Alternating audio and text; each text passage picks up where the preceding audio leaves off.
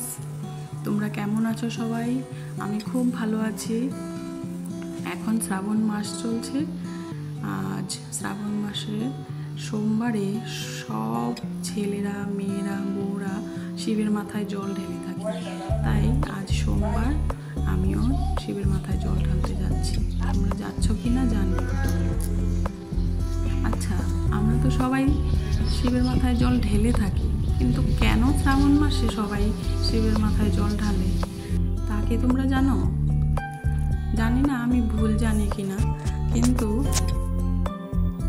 শ্রাবণ মাসে নাকি সমুদ্র মন্থন হয়েছিল।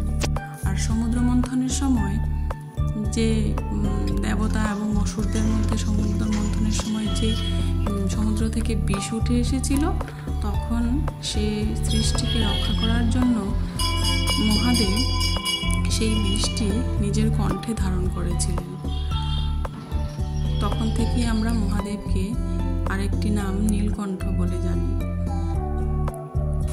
তো সেই যখন কণ্ঠে বিষ ধারণ করেছিলেন মহাদেব, তখন তার খুব কষ্ট হচ্ছিল।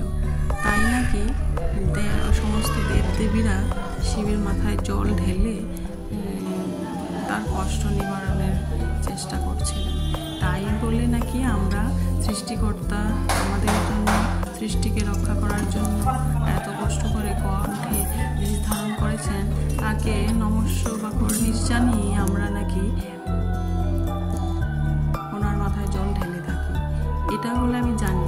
আমি ভুল জানি কি না তোমরা জানিও আমাকে। তারপর একটা ইন্টারেস্টিং কথা,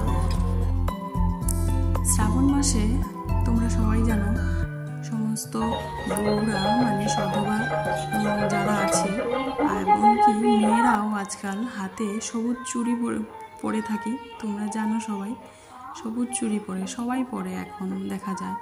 তো সেই সবুজ চুড়ি হাতে আমরা কেন পরি? সবুজ চুড়ি হাতে পরার কারণটা আমি যেটা জানি, ভুল জানি কি না জানি না, আমি যেটা জানি, একবার নাকি মা পার্বতী মহাদেবের দিকে খুব রাগ করেছিলেন। তিনি রাগ করে বসেছিলেন।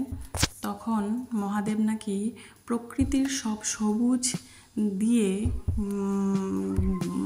গয়না বানিয়ে মা পার্বতীকে পরিয়েছিলেন এবং মা পার্বতীর রাগ ভাঙিয়েছিলেন। তাই নাকি সবুজ চুড়ি আমরা পরে থাকি। ওম নমঃ শিবায়। জানিও আমি বলি।